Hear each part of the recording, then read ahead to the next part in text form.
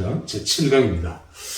자, 설교 작성법. 6번째는 설교의 형식입니다. 아까 제가 연역법적 설교, 귀납법적 설교. 의도적으로 귀납법적인 설교의 논리를 입혀가야 돼요. 그러니까 설교문을 작성했으면 거기에다가 이제 설교의 조직, 이런 것들을 입혀가야 됩니다. 그 다음 7번째는 신학적인 오류가 없는가를 점검해야 돼요. 그러니까 남의 설교를 뺏기면 신학적인 오류가 반드시 있습니다. 여러분이 장로교 목사니까 예를 들어서 우리가 제한 속죄죠. 제한 속죄.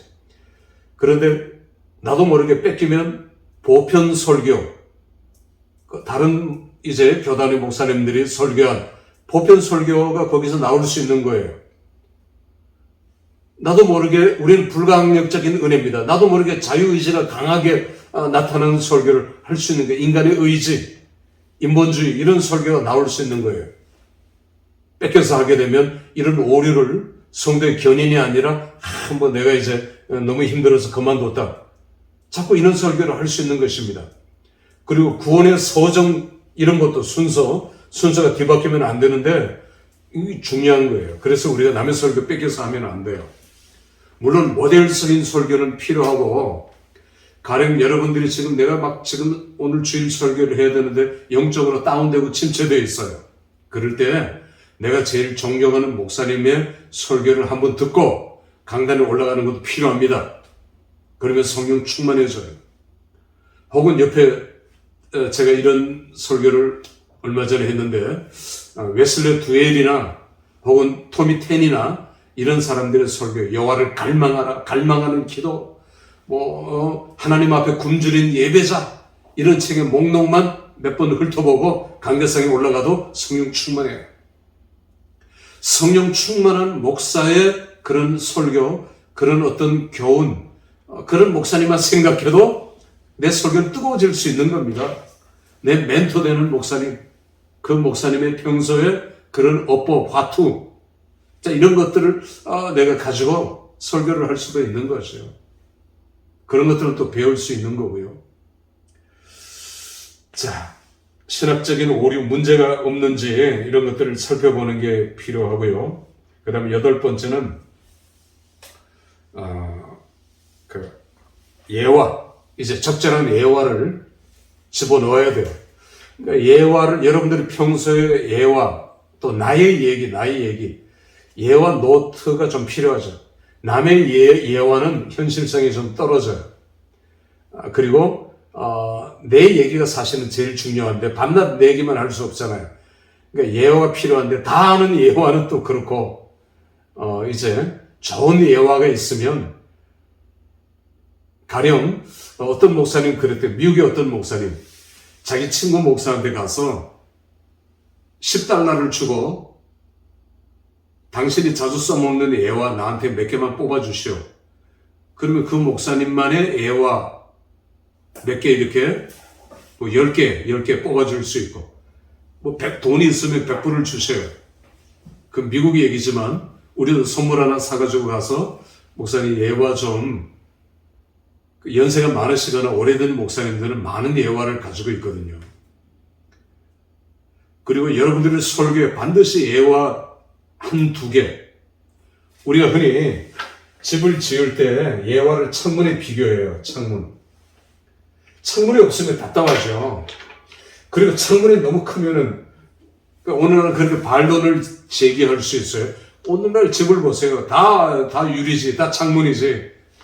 그러나 설교에 너무 창문 예화만 다 할 수는 없잖아요.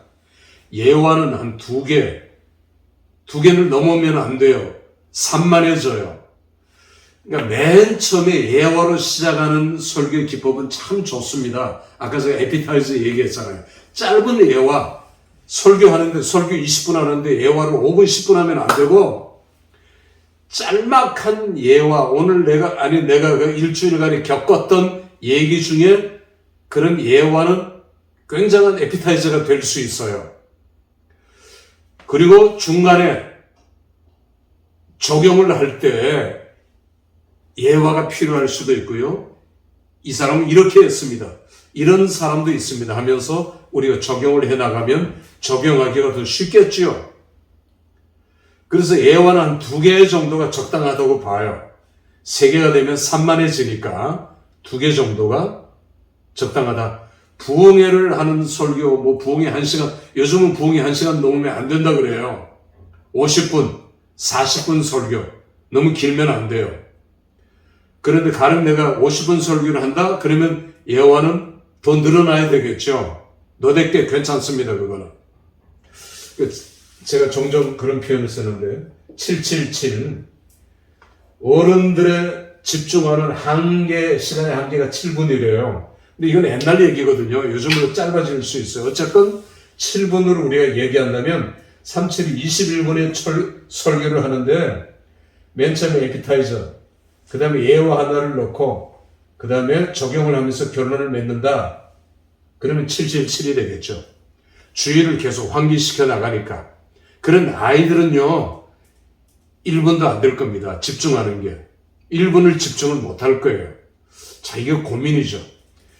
그래서 제가 분만 공부를 할 때는 꼭 여절도 융에다가 이렇게 붙여서 하나님은 당신을 사랑하십니다 하면은 이 단어를 2개를 떼고 하나님은 당신을 사랑하십니다. 뭔 말인지 알아요? 혹은 다 떼버리고 하나님 당신을 사랑하십니다. 긴 것도 그렇게 아이들을 외울 수 있어요. 한 단어를 융으로 붙여가지고 문장을 다 붙입니다. 그리고 중간중간에 떼면서 여절을 외우게 해요. 때로는 저는 꼭 말로만 설교를 하지 않았어요. 그림을 가지고 나갔고 집중이 되잖아요. 설교를 할 때도 영상으로 이렇게 쏘죠. 영상으로 중간중간을 비치는 루터에 대해서 설교한다면 루터의 사진 한 장을 잠깐 띄웠다가 빼면 되거든요. 이런 것들은 주의를 환기시키는데 필요할 겁니다. 그러나 영상을 너무 많이 사용하는 건 안 되겠죠. 자, 그 다음에 설교를 어떻게 작성하는가? 적용입니다. 이제 예화를 했으면 적용을 잘해야 돼요. 적용 부분에 약해버리거나 엉뚱한 적용을 해버리면 안 되기 때문에 적용하는 부분에 대해서는 내가 고민하고 또 체크하고 해야 될 것입니다. 적용 없는 설교는 설교가 아니다. 적용. 그 다음에 마지막은 외우라는 것입니다. 외우라. 제가 늘 강조하는 것입니다. 50%를 전달하더라도 외우라는 것입니다. 이 얘기는 정말 반복하고 싶습니다. 외우는 방법은 이제 우리는 설교의 어미, 토시까지 다 써야 돼요. 그리고 거기에 이제 큰 키워드, 작은 키워드들 몇 개를 나눠가지고 외워야 돼요. 여러분, 우리가 적어도 한 300번은 읽어야 돼요. 설교 본문, 주일 설교입니다. 대개 설교. 300번 정도는 읽어야 돼요. 그래도 못 외워요. 그래서 몇 개의 키워드들을 놓고 이 훈련을 계속해서 하면 한 5년, 10년을 하면 여러분들이 그 다음에 설교 작성과 동시에 외울 수 있어요. 저는 그렇게 합니다. 외우는 설교, 원고 하나도 안 보고 해요. 근데 그렇게 할 수 있어요. 강의도 그렇게 할 수 있어요.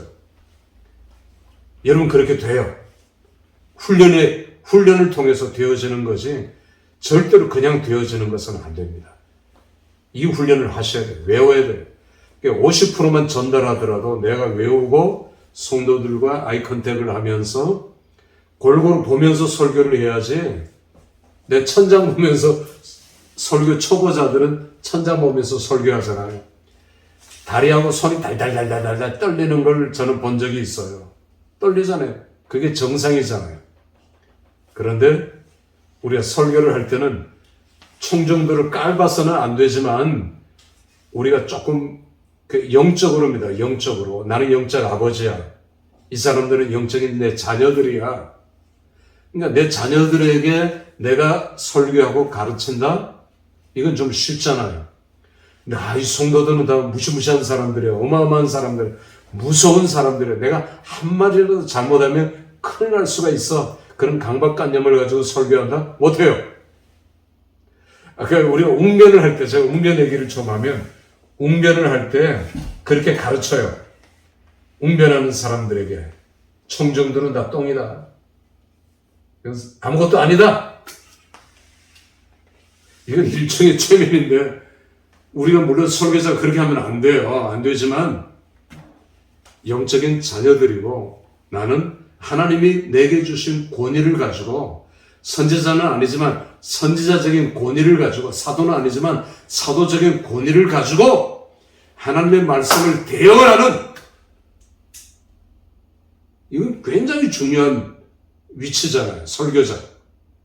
우리가 그런 걸 가지고 하나님의 중보자, 중재자로서의 권위가 내 스스로 그런 권위를 내게 주는 것이 필요해요.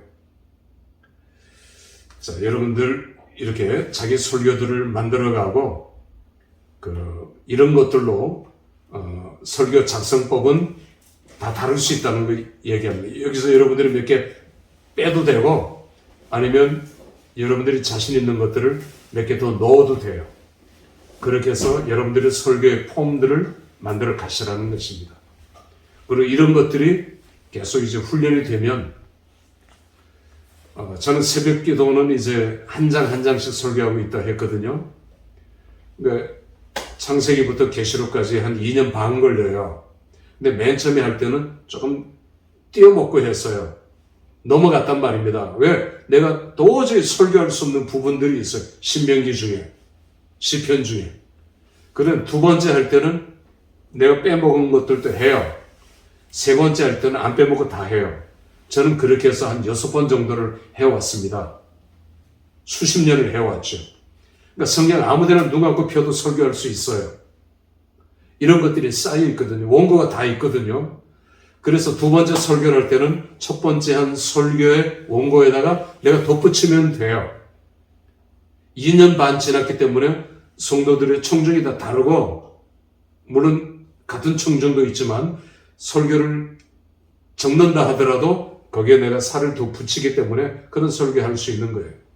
그러니까 이건 새벽기도 그렇게 설교할 수 있어요. 성경 한 권 한 권을 놓고도 할 수 있습니다. 주제별로도 할 수 있습니다. 수요일날 그렇게 할 수도 있어요. 주일 저녁은 부흥회식으로 조금 자유롭게 설교의 어떤 형식을 떠나서 찬양하다가 설교하고, 설교하다가 기도하고, 기도하다가 설교하고, 그렇게 할 수 있어요. 날마다 그렇게 할 필요는 없겠지만 설교의 형식을 탈피해서 좀 부흥회식으로 설교하는 게 필요합니다. 주일 대예배는 그렇게 하면 좀 안 되지만 주일 오후 예배는 그렇게 설교할 수 있는 거예요. 자, 이런 것들이 여러분에게 쌓여지면 여러분은 반드시 탁월한 설교자가 될 것을 믿습니다. 감사합니다.